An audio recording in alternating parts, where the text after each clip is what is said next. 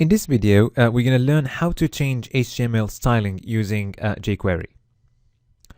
First, we're going to use the same source code as in the previous file. The only thing, we're going to get rid of the buttons at the top of the document, and also we will delete the jQuery code. We'll only keep the document ready function.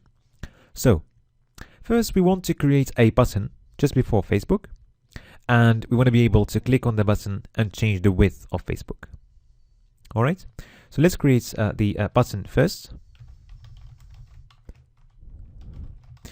Let's add some text there, change Facebook, and also let's give it an ID, change Facebook.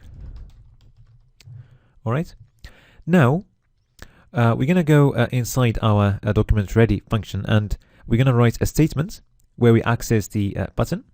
So first we access the button using the ID of the button. So number sign followed by the ID. ID is change Facebook. And then the event is going to be click. Okay. And then inside the click, we need the function that we're going to be executing when we click on the button. All right. Okay. So the statement here is gonna be accessing Facebook. So we're gonna use the ID of Facebook again.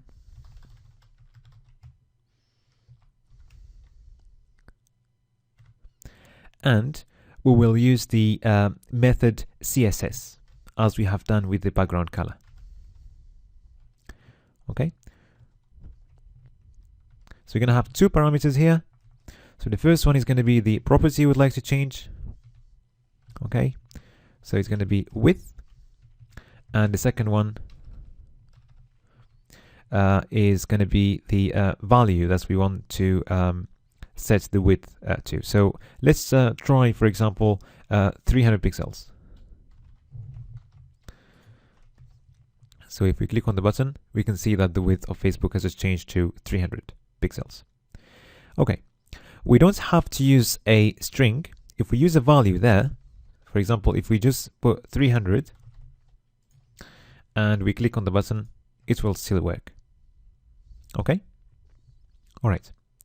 Also, if we use a mathematical operation, like we can have a sum there, 200 plus 100,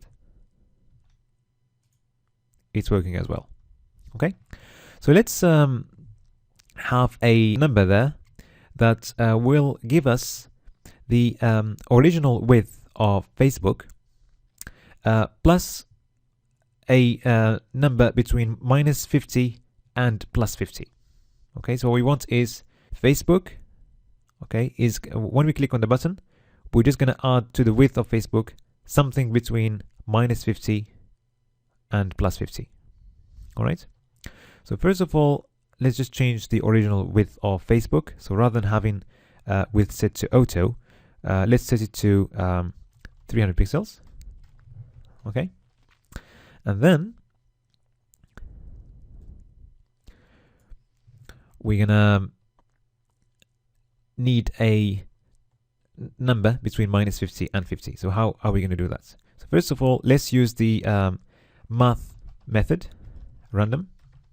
So we know that this method is going to return a number between 0 and 1. Okay, so if we want a number between minus 50 and 50, first of all, let's get a number between 0 and 100. So we can do that by multiplying this by 100. So something between 0 and 1 multiplied by 100 will give us something between 0 and 100. Okay? And then we can take out 50. And now we're getting something between minus 50 and 50. And then we're going to add to that the original width of Facebook. So how do we access that? So first, we need the selector using the ID of Facebook, and then we're going to use width. Okay, so let's try this. So that's the original width. It's going to be 300 pixels. And if we click on the button, it will randomly add to the current width. It will add something between -50 and 50. Okay. All right. Now let's add another statement.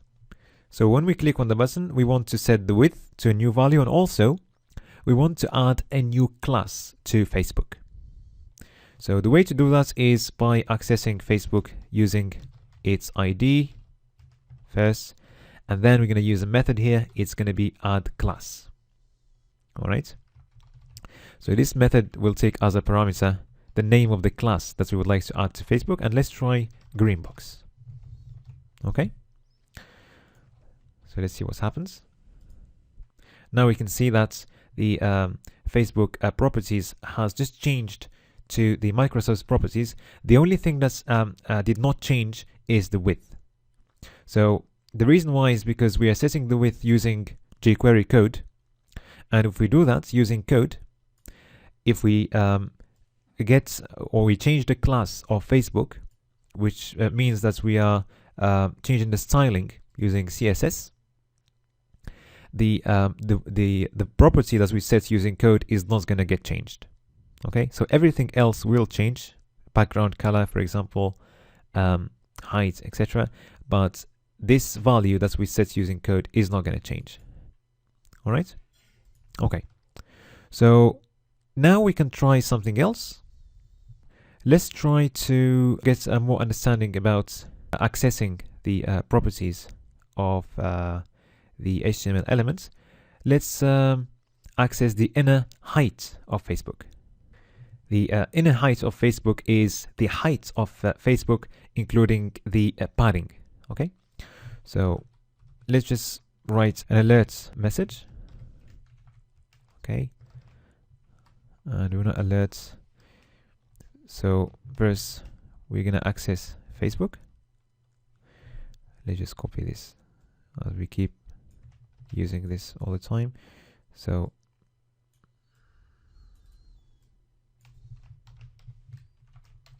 we're gonna access Facebook, and we need to use the inner height of Facebook. Okay. Let's click on the button, and now we can see that the inner height of Facebook is 100. Okay, it's similar to the height of Facebook in the styling, because we don't have any padding.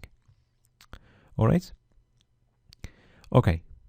Now we can try also the outer height, which is a little bit different. So the outer height is the height plus, well, including the padding and the border. Okay, so we can try this as well. It's similar.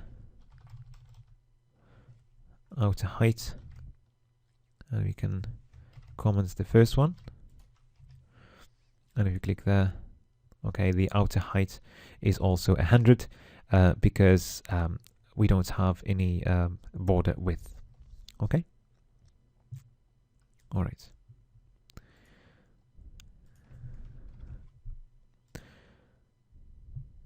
Okay. Now let's move to the Apple div, and let's create a second button following the Facebook button. And we're going to give this button a new ID. It's going to be change Apple, and some text change Apple. All right. So now we would like to try something else. We'll see how to remove a class. Okay, so we have seen how to add a class. Now we will see how to move the class. It's pretty similar. Okay, so let's just copy this code that we use for Facebook. So this time we're going to be accessing the change Apple button, and following that we're accessing the Apple div. Okay,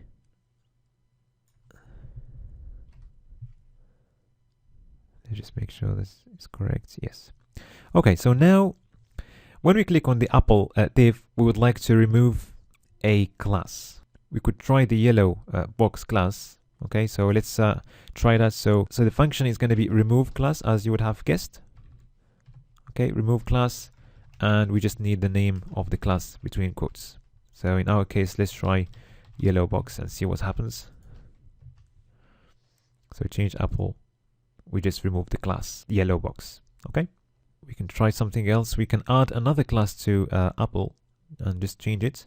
Okay, so at the moment Apple has got yellow box class. We can add another class. Let's call it sans serif, for example, and let's style this class. So basically we want the font family to be sans serif. Okay, and we are removing the sans serif class. So if we try now, so you can see that we removed the sans serif styling.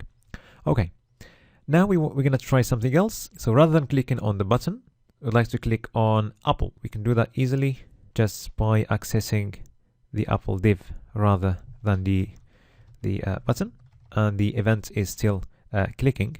Okay, so we try that. So when we click on the Apple div, we can see that the sans serif class is removed.